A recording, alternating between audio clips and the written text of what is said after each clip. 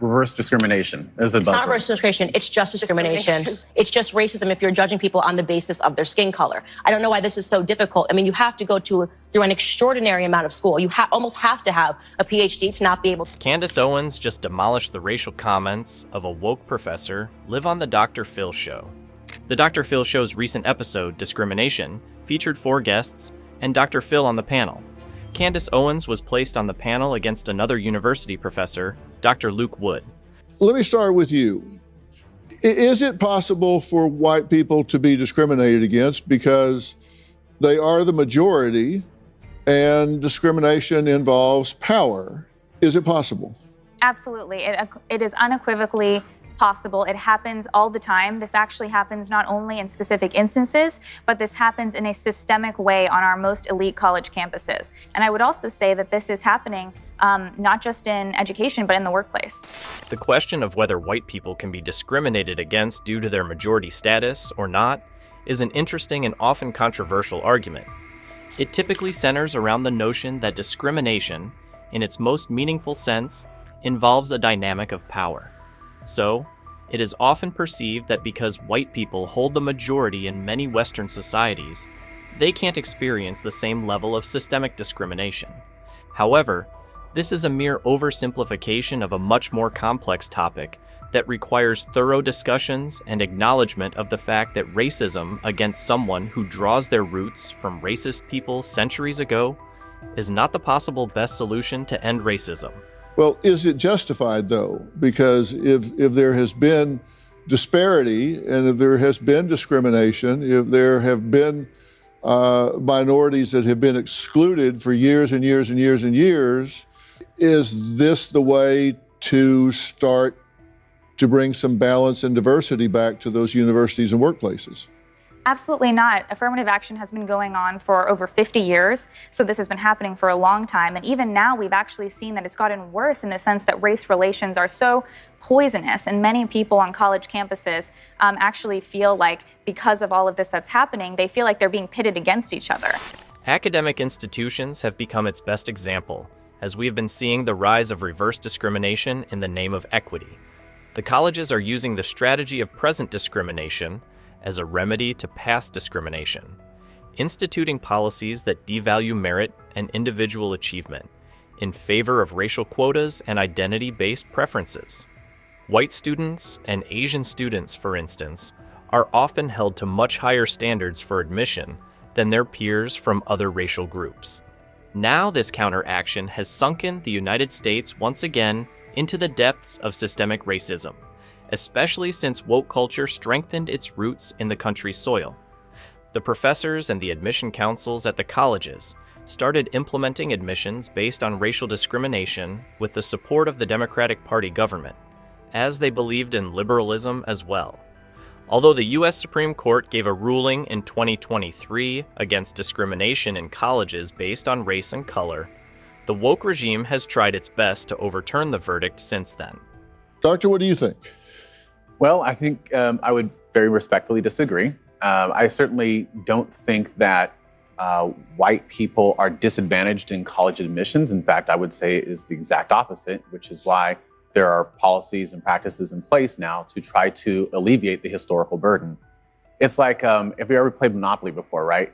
Imagine like you have a person who's playing Monopoly and they get to go around multiple times, right? And then like halfway through the game, someone gets to enter into the game. And then because they get a turn, right, then the accusation is, well, somehow that game is unfair. While Professor Luke Wood thinks it baseless, it is actually a tough point to argue that racism has slowly started to reverse its way to becoming against white people. America has had severe racial discrimination against black people, where they were harassed and discriminated against on a perpetual basis for a very long time, until the Civil Rights Act of 1964, which was the first lethal injection to systemic racism. While racism was outlawed in the United States, it persisted more discreetly, and we have seen events hinting at that, like the George Floyd incident that instigated an extreme wave of protests and riots in the black community. These protests were etched in American history as the Black Lives Matter, or BLM movement. The aftermath of the protest was fruitful for the black community, as the country immediately reverted its discrimination norms and introduced leverage and equal stature for the Black community. The favoritism of Black people has increased since 2020, which is now devouring white people's rights in specific sectors of the country.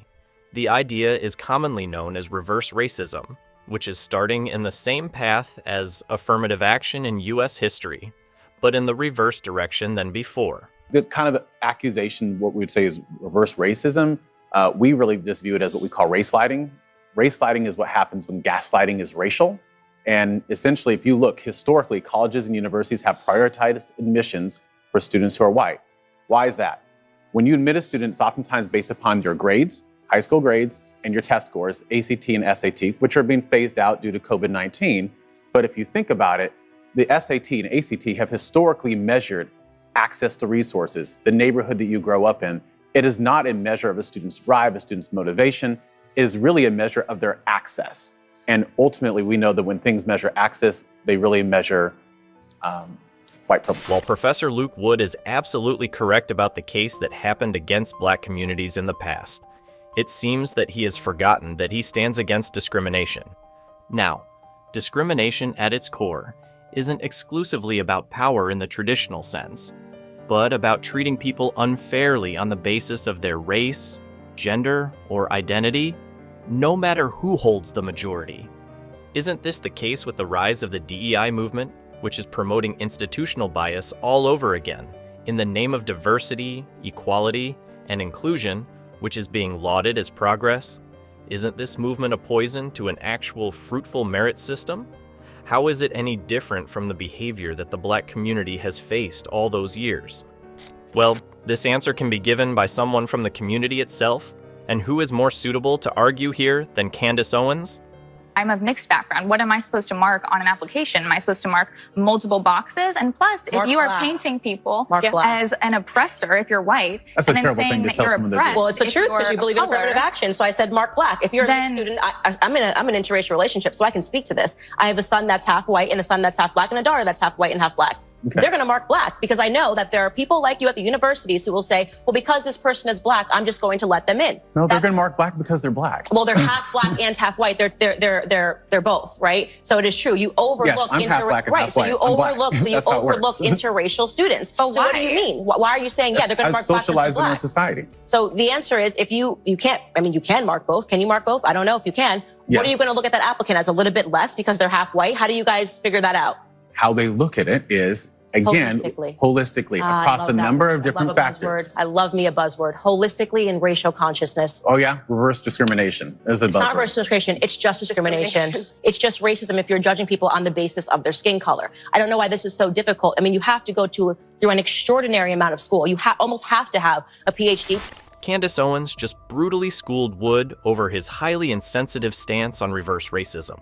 She wrecked Wood's idea by mentioning her interracial children and how white and interracial children feel when they have to go through mental torture like this at one of the most crucial moments in their lives. Now Luke Wood here is a representation of the entire culture that is trying to reincarnate the same injustice and racism that the Black community suffered for a long time. Wood seems hell-bent on the concept that every race should have a different quota from each other, and it also seems like he is even suggesting categorizing the interracial children as Black children too, narrowing the options for white people and their children even further. Now, it is important to understand that you cannot end discrimination through discrimination, and that against those who were not part of the difficult past, the Black communities have faced. It's a path that not only breeds resentment, but undermines the very goals of inclusion and equality that these policies are supposedly designed to promote. Now, that is something that Candace Owens understands pretty well, as she sees the trend as a threat to the youth's future, and perhaps that's why she needs to explain it more to people like Dr. Luke, who are insistent on reverse racism. Are we compromising standards Yes. if we do that because we haven't fixed the problem down the line? That's correct. It is the policies are harmful also to the people that they purport to help. And we have all of the evidence there to look at. When you artificially place a Black American into a school in which they do not belong based on their knowledge, doesn't mean that they go on to get A's. In fact, there was a Black adjunct professor, you guys have definitely heard of him, Dr. Thomas Sowell, who was teaching at Cornell University, and he found that the majority of the Black American students that were there were on academic probation. Now, these students were some of the smartest in the nation, but because they were artificially placed amongst their peers at Cornell University, they were failing on academic probation.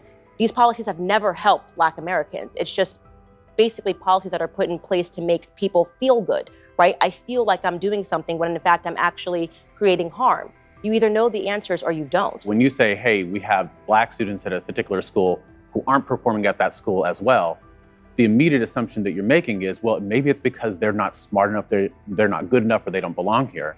Whereas it could be about the experience that they're having at that institution. Professors who believe that they're not intelligent enough, that they don't have the capability to do the work, that they see them as criminals, deviants, dangerous, up to no good, or they talk about them with the they statements. They're lazy, they don't care, they don't really belong here. They're only here for the financial gain. I'm giving you actual facts. No, right? I'm giving you actual facts based We on can fantasize, and you can extensive say, well, maybe they research just that's don't been feel done. good. But that's not the case. I mean, I went to university. I did not feel good, right? I didn't pull the best grades in high school, probably got into a better university than I should have gotten into based on my performance in high school. It wasn't because of my feelings. It's because I wasn't focused on it. And that, we're talking about a cultural problem, what's going on back at home, as was in my circumstance. And none of that is because of institutionalized policy. It almost seems like you guys refuse to accept that, Black students aren't performing well. You feel like you have to have this burden of responsibility when in fact, if you actually wanted to help, you would look at the facts, re-examine the fact that it's not helping anybody. It's not helping Black Americans to artificially place them into universities, and you'd make effective change. But you're making the assumption that Black students are academically inferior, and they're not. No, They're you some of are our most actually. brilliant That's students that we the have. basic. No. That you are making the assumption that they are inferior. You It just is said that why they you don't want belong there. policies. I'm talking about the students that are based on the policies that you are defending right now, saying that we should have these policies that let them into these universities, not based on their skill set, but based on the color of their skin. So you are assuming that they are inferior. This is absolutely correct and a valid point of objection. As Candace pointed out, Luke Wood hoped to incorporate the policies within the colleges and schools just because he thought they were for the betterment of Black children. In reality, it is quite the opposite. When Black children are given a privilege over white or other races, they will automatically feel themselves above others and qualified, which will result in a steep decline in meritorious admissions. Every Black child will work lesser and lesser for the seats available at the university and still get the spot, while the genius children of the other races will work the hardest and still fail to secure their rightful place. These kinds of privileges could end in terrible consequences for the persistent educational supremacy of the country and create a class system and institutions that would drag the United States once again into their past. Comedian Tyler Fisher claims he has been turned down by 3 agencies because they said they just weren't looking for white men to book at this time. Tyler, thanks for being here. Thank you. I identify as a Latino female now, so just adjust my pronouns. So I've been in the entertainment business for 17 years. And I think what we're not talking about is children right now. Thank God I had about 5 years where this was not happening, where race was not pounded over your head. Tyler is indeed a living example of reverse discrimination. How he joked about changing his race so he would be accepted into society is genuinely heartbreaking. He most certainly did not have anything to do with the injustice done to the Black race by other people decades ago. But how he gets the brunt of those events is a slap on modern woke culture's freedom of speech. Professor Destroying looked upset. people's lives. Yeah. The manager that told me, I can't work with you because you're white, he was a pawn, And so it's so sad because I feel so bad for kids who won't have that chance. They're gonna go, oh, I'm told I'm white, so I'm not gonna go for it. What would you say to a 5-year-old or a 6-year-old, no matter what their race is? What would you actually tell them? Should you give your job up? Seeing Tyler, a grown man who makes others laugh by profession, break down was very emotional. But imagine this. Suppose a grown person gets this emotional after getting discriminated against for being white. What will be the mental condition of the white children who would not get their rightful place and the right to study at a prestigious college just because they are white? I think that what is described Yes by or no? you. Don't give me your little. Well, no, like, let me bubble finish. wrap. What Yes is or described no? by you? Straightforward. Someone Come telling on. you that you can't get that job because you're white does not sound right to me. I did a show the other day, and they said, "Are you doing the next show?" And I said, "Yeah." The guy said, "I didn't know you were gay." He said, "This is a gays only show." And so that's why Hollywood sucks right now, by the way, because they're not hiring based on talent. This is the harsh reality of America ever since the woke culture plundered the streets. Misguided by the illusions, the woke followers have been nothing but mean and provocative to other communities, adjusting themselves forcibly in America and treating every other group with hostility and discrimination.